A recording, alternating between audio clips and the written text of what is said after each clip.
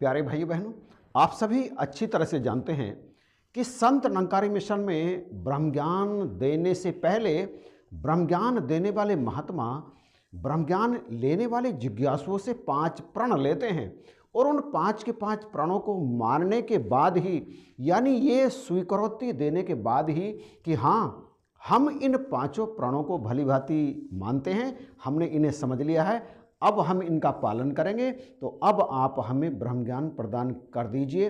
तो फिर वो ब्रह्म ज्ञान प्रदान करने वाले, ब्रह्म ज्ञान देने वाले ज्ञान प्रचारक महात्मा सतगुरु की कृपा से हमारे सामने ब्रह्म ज्ञान खोलते हैं। और जब ब्रह्म ज्ञान हमारे सामने प्रकट हो जाता है, ब्रह्म हमारे सामने प्रकट हो जाता है, तो फिर सारी की सारी गांठें अपने आप ही खुलती चली जाती हैं। परंतु क्या कभी आपने ये विचार किया है कि ये जो 5 प्रण हैं, इन 5 प्रणों को देने का मकसद है क्या? ये 5 प्रण आखिर ब्रह्म ज्ञान लेने वाले जिज्ञासुओं से क्यों लिए जाते हैं? आज के वीडियो में हम इसी पर बात करेंगे। लेकिन वीडियो में आगे बढ़ने से पहले मैं एक छोटी सी बात आपके सामने रखूं, क्योंकि मैंने स्वयं ब्रह्म ज्ञान लेने के बाद अनेक बार ब्रह्म ज्ञान प्राप्त किया है, यानी उसे समझा है। ब्रह्म ज्ञान देने वाले महात्माओं के सामने बैठा हूँ, अलग अलग महात्माओं के सामने बैठा हूँ। अगर मैं ये कहूँ तो कोई अतिशयोक्ति नहीं होगी कि लगभग 100 के आसपास बार मैं ब्रह्म ज्ञान में बैठ चुका हूँ। इसे बारीकी से समझने का बहुत प्रयास किया है और मेरे साथ और जितने भी महात्मा अलग अलग ज्ञान प्रचारकों के सामने ज्ञान लेने के लिए बैठे हैं, तो वो जो ज्ञान प्रचारक महात्मा हैं, ज्ञान खोलने से पहले जब वो ज्ञान प्रचारक महात्मा एक एक करके अपने प्रणों को, यानी इन 5 प्रणों को सामने वाले महात्माओं से पूछते हैं, उनसे ये प्रण लेते हैं, तो 1 या 2 को छोड़ दिया जाए तो बाकी कोई भी इन प्रणों पर कोई सवाल खड़ा नहीं करता। मतलब जैसे वो महात्मा कहते चले जाते हैं, वैसे ही सामने बैठे सारे के सारे जिज्ञासु हाँ हाँ करते चले जाते हैं, मानने की बात को स्वीकार करते चले जाते हैं। परंतु बाद में संसार में जब कई तरह के लोगों से बात करने का मौका मिलता है, मुझे या उन ज्ञान लेने वाले दूसरे महात्माओं को या आपको भी, तो हम में से कई ऐसे हैं कि संसार के लोगों द्वारा इन प्रणों को लेकर जो भी प्रश्न खड़ा करते हैं, हम में से कई ऐसे हैं जो उनके द्वारा उठाए गए प्रश्नों का जवाब नहीं दे पाते। और कहीं ना कहीं इसमें हमारी अपरिपक्वता प्रदर्शित होती है और उन लोगों को लगता है कि शायद इनका या तो ज्ञान अधूरा है या फिर वो कुछ और तरह की बात अपने मन के अंदर सोचते हैं। तो इन प्रणों को लेकर हमें बहुत जागरूक रहना भी जरूरी है कि कोई दूसरा व्यक्ति ये ना कह उठे कि ये प्रण आपसे क्यों लिए गए हैं, ये प्रण नहीं लिए जाने चाहिए थे, और इसके बारे में वो तरह तरह के सवाल खड़े करते हैं। तो आइए पहले प्रण के बारे में पहले हम इसी तरह से बातें करते हैं। संत निरंकारी मिशन का पहला प्रण यह है कि तन मन धन ईश्वर की देन है, इन्हें ईश्वर की देन ही समझना है और कभी भी इनका अहंकार नहीं करना। तो इस पहले प्रण पर जो सबसे बड़ा सवाल खड़ा होता है वो यह है कि भले ही परमात्मा ने हमें तन और मन और धन दिया है, ये तीनों चीज निसंदेह हमें परमात्मा ने दी हैं, परंतु क्यों दी हैं? कहीं ना कहीं परमात्मा का इन्हें हमें प्रदान करने के पीछे हमारे अच्छे कर्म ही तो हैं। मतलब ये तीनों चीज हमें हमारे कर्मों के परिणाम स्वरूप ही तो मिली हैं, तो फिर इसमें परमात्मा का उपहार कहां से बन गया? ये तो हमारे कर्मों का ही परिणाम है और इसलिए हम इसके स्वामी हैं। हमें इन्हें ईश्वर के देन क्यों समझना चाहिए? बात बिल्कुल ठीक है, इसमें कोई अतिशयोक्ति भी नहीं है कि ये हमें हमारे अच्छे कर्मों के परिणाम स्वरूप ही मिली हैं। परंतु इस प्रण को लेने के पीछे कि इन्हें परमात्मा की देन ही समझना है, कभी भी इनका अभिमान नहीं करना, इसके पीछे बहुत बड़ा राज है, बहुत बड़ी गहराई है जो सतगुरु ने हमसे ये प्रण लिया है। और इसके पीछे गहराई क्या है? वह यह है कि ये जो तन है, ये जो मन है, ये जो धन है, ये किसी भी व्यक्ति में अहंकार लाने के लिए पर्याप्त कारण होते हैं। या तो व्यक्ति के अंदर तन का अहंकार होता है, मेरा तन बहुत शक्तिशाली है, अथवा मैं बहुत खूबसूरत हूं, अथवा मैं बहुत चतुर हूं, अथवा इसी तरह की कुछ और बातें कि इस तन के कारण ही व्यक्ति के अंदर अहंकार पैदा होता है, चाहे वो रीजन जैसे अभी गिनाए सुंदरता, चतुराई, ताकत, कुछ भी हो सकता है, इनके कारण अहंकार आता है। और आप अच्छी तरह से जानते हैं कि अहंकार व्यक्ति को नीचे लेकर के जाता है, वो उसके पतन का मुख्य कारण बनता है। इसी श्रृंखला में धन के कारण भी बहुत अहंकार आता है। जब व्यक्ति के पास असीम धन हो, रुपए हो, संपत्तियां हो, चल अचल तमाम प्रकार की संपत्तियां हो, उसके परिवार में बहुत समृद्धि हो, पुत्र पत्नी पुत्री पूरा परिवार आज्ञाकारी हो, ये भी उसका जो है धन ही माना जाता है। तो इस तरह से जब उसमें उसके घर में सुख बरसता है तो इस तरह की बातें जो धन है उसका, इन धनों के कारण भी उसके अंदर अहंकार आ जाता है। मेरा तो परिवार बहुत आज्ञाकारी है, इसी बात का अहंकार। मेरे पास तो बहुत अधिक पैसे हैं, इसी बात का अहंकार। मेरे पास तो गाड़ियां हैं, बंगला है, नौकर हैं, चाकर हैं, संपत्तियां हैं, तमाम प्लॉट्स खरीद रखे हैं, बड़ी बड़ी नौकरी है मेरे पास, इसी बात का अहंकार। तो ये जो धन, अगर इन्हें हम अपना मान के चलेंगे तो ये हमारे अहंकार का कारण बनेंगे। और जैसा कि शुरू में कहा, अहंकार व्यक्ति के पतन का कारण बनता है। और तीसरा, वो जो मन के बारे में सतगुरु कहते हैं कि ये मन भी तुम्हें परमात्मा ने ही दिया है, तो मन के कारण भी बहुत अहंकार आ जाता है व्यक्ति के अंदर। वो मन करके शुभ कर्म करता है, दान करता है, पुण्य करता है, सत्य बोलता है, दूसरों की सहायता करता है, इस तरह से तमाम कार्य वो मन के कारण ही तो करता है।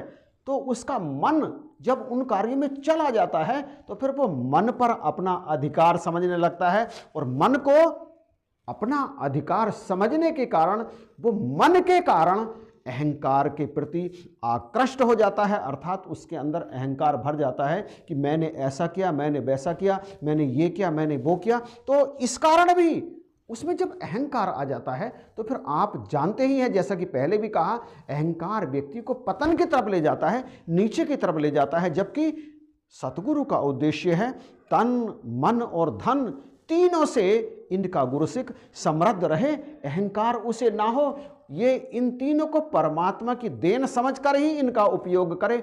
उपयोग तो आखिर हमें ही करना है, हम ही करते हैं ना उपयोग, परंतु दूसरे की वस्तु समझकर जब हम इसका उपयोग करते हैं, इनको लेकर के जीते हैं, तो फिर अहंकार का, दुख का, शोक का कारण नहीं बनता। परंतु यदि हम इन्हें अपना मान लेते हैं तो फिर शोक का कारण बनता है।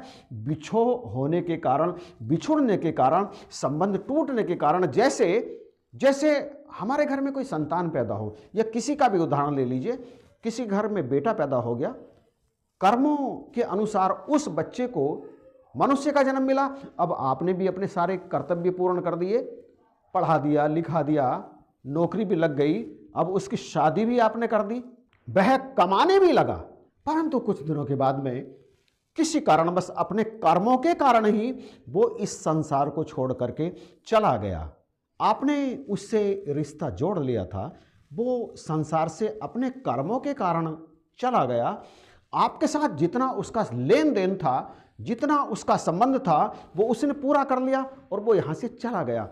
उसको जाने से आप रोक नहीं सकते थे, कोई भी रोक नहीं सकता था, क्योंकि वो परमात्मा ने दिया था और परमात्मा ने ही उसे ले लिया उसके कर्मों के परिणाम स्वरूप। अब उसके जाने पर आप चाहे कितना ही रोएं, कितना ही चिल्लाएं, कितना ही विलाप करें, कई दिन तक चाहे आप भोजन ना करें, परंतु क्या वो वापस आ जाएगा?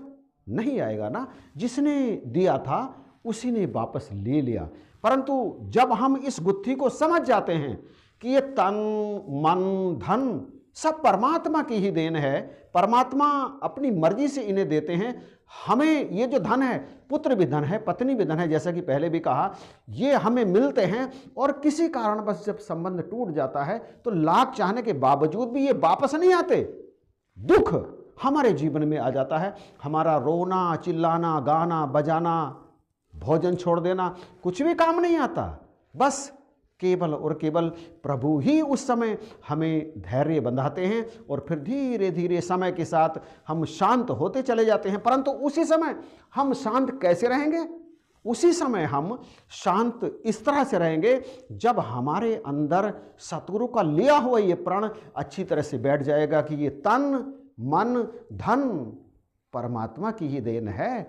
ये परमात्मा ने हमें हमारी उपभोग के लिए दिया है और हमें इसको अपना समझना नहीं है और ना ही कभी इनका अभिमान करना है। यदि हमारे अंदर ये पहला प्रण अच्छी तरह से बैठा होगा तभी हम इस ज्ञान को आत्मसात कर पाएंगे, क्योंकि इसी ब्रह्म में से ये सारी चीज़ें हमारे पास आती हैं हमें सुख देने के लिए, आनंद देने के लिए। परंतु इस पहले प्रण को समझे बिना यदि हम इनका उपयोग करते हैं, उपभोग करते हैं, तो अंततः या तो फिर ये पतन का कारण बनती हैं, या फिर ये अभिमान का कारण बनती हैं, या फिर ये हमारे दुख का कारण बनती हैं।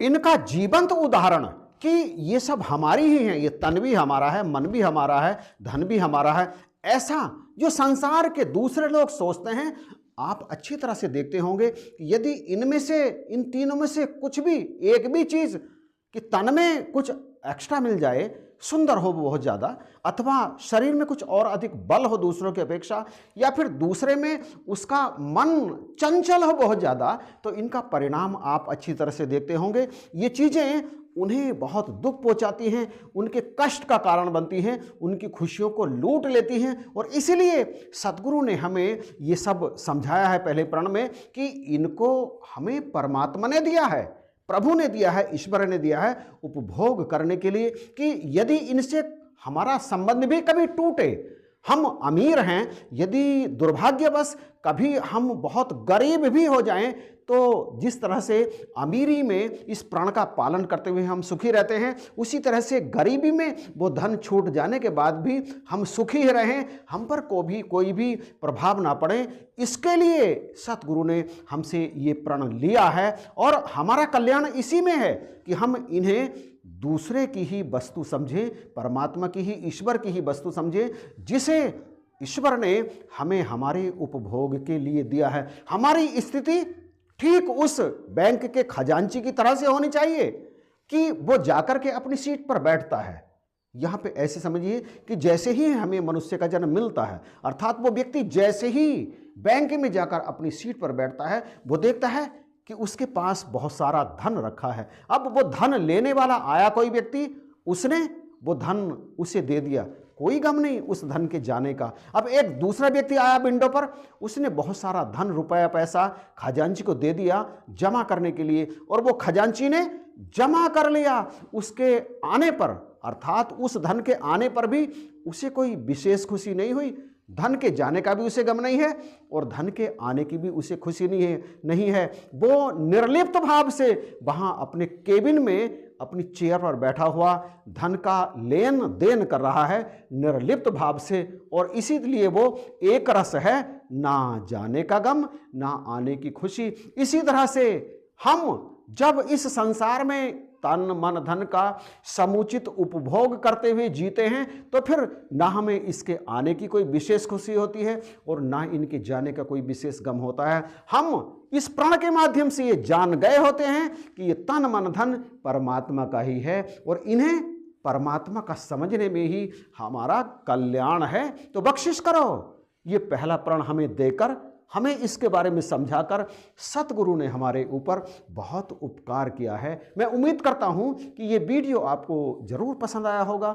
इस वीडियो के बारे में आपकी क्या राय है आप कमेंट में बताइएगा ज़रूर। पसंद आया है तो इसे अपने महात्माओं तक या आम संसार तक भी अधिक से अधिक शेयर करना बिल्कुल भी मत भूलना।